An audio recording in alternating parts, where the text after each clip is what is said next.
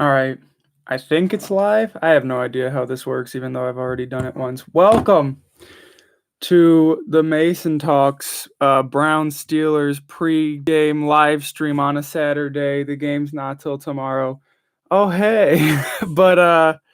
So today talking about the Browns, talking about the Steelers. This is, as you probably know, pretty important game for both team. Hello everybody. And you know, there's a lot of hype, a lot of anticipation going into this game. Yeah, I saw that Demarius Randall's out, but he's healthy. Don't understand that. Kind of strange, kind of concerning a little bit. I don't know why they would do that if it's for like a punishment type of thing, but I'd like to have Demarius Randall on the field. He made a pretty big impact. Who has the best chance of winning? I think it's the Browns. I mean, going into this game, it seems like a lot of people are split on who's going to win this game, whether it be Browns or Steelers. And I think that without a doubt, 100%, the Browns should win this game. It shouldn't even really be that much of a question, really. This should be an easy victory for the Cleveland Browns. There's a lot of things going right for us before the game even happens. Number one, Mason Rudolph not playing. It's going to be Devlin Duck Hodges. And I know that Mason Rudolph was really bad, like really, really bad. But Duck Hodges is probably worse. I mean, let's just be honest. Duck Hodges is a third stringer. He went undrafted for a reason. And you should be able to absolutely demolish Duck Hodges. He missed a workout yesterday. I don't think that's a reason to bench Demarius Randall. That's a little weird. But yeah, Duck Hodges, he's their quarterback. James Conner's out of this game as well. I think their starting running back is going to be, I think it's like Benny Snell, another young guy who's not, the top option of their team because of injury. Juju Smith-Schuster is out. Like, the Steelers' offense is really banged up. The Steelers' offense isn't going to be able to score. The Browns should absolutely be able to neutralize the Steelers' offense. And it is going to be a game for this Browns defense that should be fairly simple, to be completely honest. Like, I think what you have to do is focus on the run, because even against crappy teams, the Browns, for some reason, aren't able to stop the run. I think you need to put a ton of pressure onto Duck Hodges. I know that he's a no-name guy. I know that he's not necessarily the most experienced quarterback in the history of the Browns-Steelers rivalry. But even with no-name quarterbacks, I'm a little bit concerned because of what happened with Brandon Allen and the Denver Broncos. I mean, nobody was expecting Brandon Allen to do anything, and he, tore us up and gave us a victory that was really disappointing. So I think that you need to really, really get in the face of Duck Hodges. I think you need to make it really uncomfortable for him. And I'm hoping that our defensive line is able to perform a little bit better this week because Larry Ogunjobi is back. The defensive line did solid last week without Myles Garrett, but I think they can be even better. And I think that the best performance possible against Duck Hodges could really make this an embarrassing game for Pittsburgh. Chad Thomas. Yeah, Chad Thomas had a good game last week as well, even though I don't know. Is Olivier Vernon playing tomorrow? I didn't look up Olivier Vernon. If he's playing tomorrow, that'd be great too, because we need all the firepower on our defensive line available so we can get in that backfield and make life miserable for Devlin Hodges. Because if you can get Devlin Hodges uncomfortable and making mistakes and throwing interceptions, this could be a game where you shut out the Pittsburgh Steelers. Their offense isn't good enough for them to be able to consistently score on the Browns defense. Even though the Browns defense is missing their best player, their best leader, and their biggest talent, Myles Garrett, you should still be able to shut out the Steelers just because of how banged up their offense is. They're missing so many pieces. My biggest concern going into this game is that the Steelers defense absolutely terrorizes Baker Mayfield because of an injury to Greg Robinson.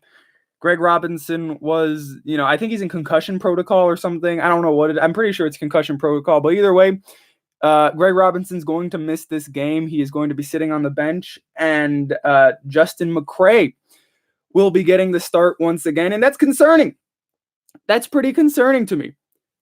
Why is Demarius Randall not playing? I think somebody just said in the comments that it's because he missed a workout. I'm not sure, but I'd rather have Demarius Randall playing, and that's kind of disappointing that he's not playing.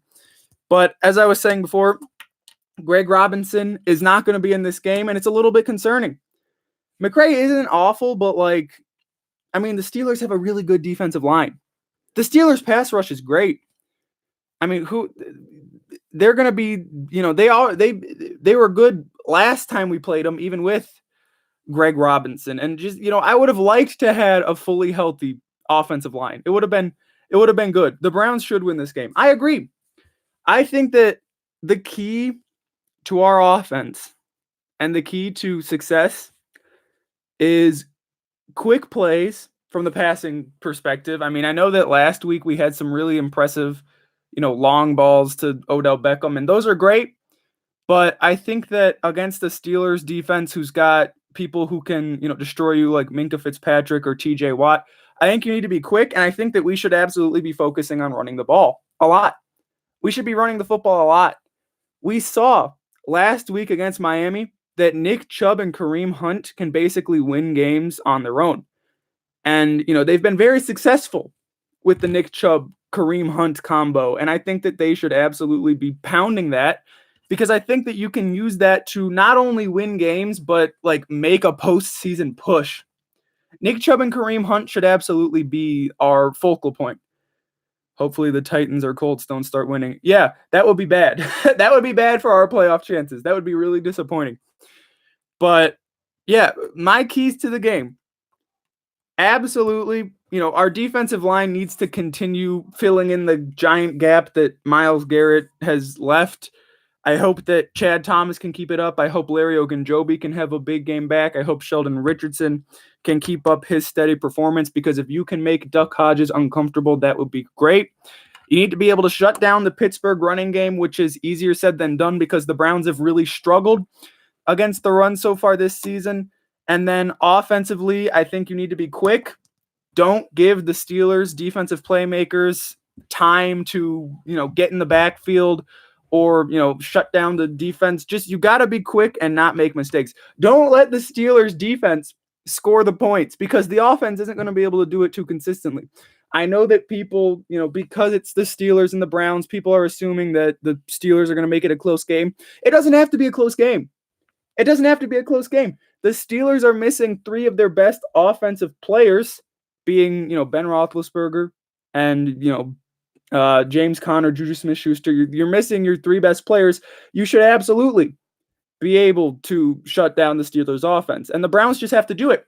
And I'm kind of, I'm feeling confident. As the week went on, I got more and more confident that the Browns would be able to do it, just because last week against the Miami Dolphins, the Dolphins are trash. The Dolphins are awful. And, the Browns absolutely needed to destroy them, and they did. They let up a little bit in the third quarter, but overall the Browns owned the Miami Dolphins. And you should be able to do it again tomorrow against the Pittsburgh Steelers. My prediction for this game, I think the Browns should, as I said before, this should be an absolute domination. But I think that in the end, the Browns are going to end up winning this game 21-3, 21-7. I think Pittsburgh will score. I think the Steelers are going to get on the board. But I think that overall, the Browns are going to get stuff done like they did last week. I think the Browns are starting to mature as a team. I think Freddie Kitchens is improving, and I think he's starting to mature as a coach. And I think that Baker Mayfield is starting to mature as a quarterback, and I think he's starting to know when to take the risky shot and when not to. And I think that the Browns should absolutely win this game, and I think they are going to win. My final score, I should have thought this out beforehand. This is all on the fly. The final score, I knew the Browns were going to win, but I didn't have a final score ready pre-game. Okay, listen, pre-stream, whatever. I think the Browns are going to win, and the score that I'll put on it, 21-7. I think that's what it's going to be. I think the Browns are going to win 21-7. Now, there was a second thing I wanted to talk about in this live stream, and that is Freddie Kitchens' choice of t-shirts. This Freddie Kitchens fashion choices, which is, obviously a hot button topic in Cleveland, 34-13. That would be great. If the Browns demolished the Steelers, that'd be great. I mean, it'd be the first time they swept them since 1989? If the Colts and Titans get 2 losses, like 2 losses total, like the rest of the season, don't they play each other again or something? I don't know. I think I'm not focusing on these other teams because the Browns need to get their job done first, which is win a lot. Basically win out. 2 losses total.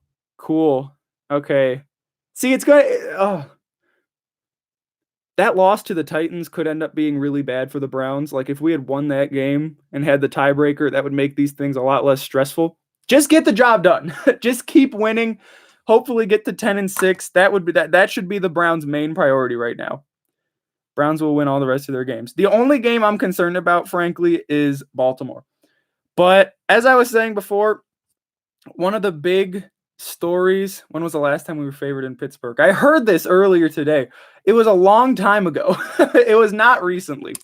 I don't remember exactly when it was, though. I should have written it down. It was not anything recent. But one of the big stories today, Freddie Kitchens was seeing the Mr. Rogers movie in a theater Friday night, and he was wearing a t-shirt that said Pittsburgh started it.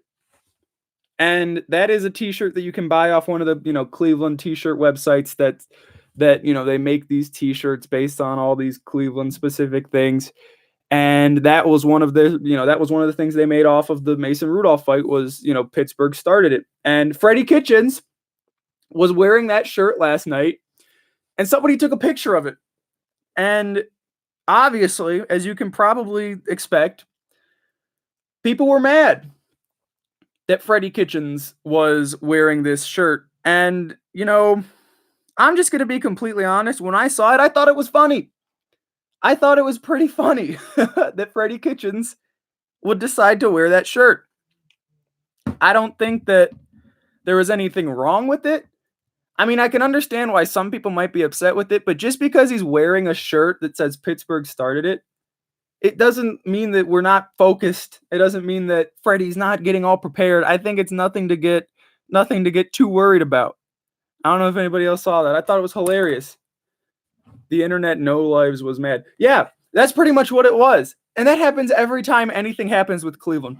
I was reading ESPN's article about it, and some Steelers official told Adam Schefter that the t-shirt was disrespectful because Mr. Rogers was from Pittsburgh. And I thought that was hilarious. That sums up everything you need to know about the media coverage when it comes to Cleveland and the Cleveland Browns. They make issues out of nothing. They make issues out of absolutely nothing. I have no problem with Freddie Kitchens wearing a Pittsburgh started it t-shirt. I thought it was funny. He shouldn't have done that. Gonna make TJ Watt go for 4 sacks this game. Listen, TJ Watt goes for 4 sacks even without Freddie Kitchens wearing, t-shirts. I mean, Pittsburgh t-shirts. Freddie Kitchens should always wear a shirt. And we'd be the favorite in all 5, I think, since we spanked Baltimore. No, Baltimore's gonna be the favorite. Baltimore could be like, Baltimore might end up going, what? Are they like, they could go 14-2. Do they have 2 losses? Baltimore's on fire. And it's stressing me out. I thought that TJ Watt played for the Texans. No, it's JJ Watt. TJ Watt plays for the Steelers. I hate when there's friggin' one family that has like 7 great NFL players, like the Bosas. Why do the Bosas get to have so many?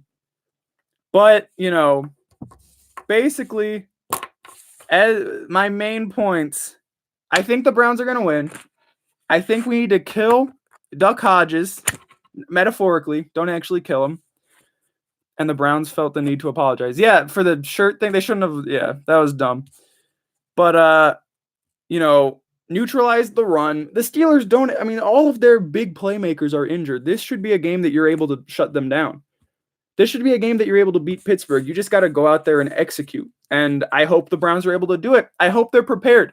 Freddie Kitchens, I feel like he's been better these past few weeks. I feel like the Browns have looked like a more prepared football team, but they just have to keep it up.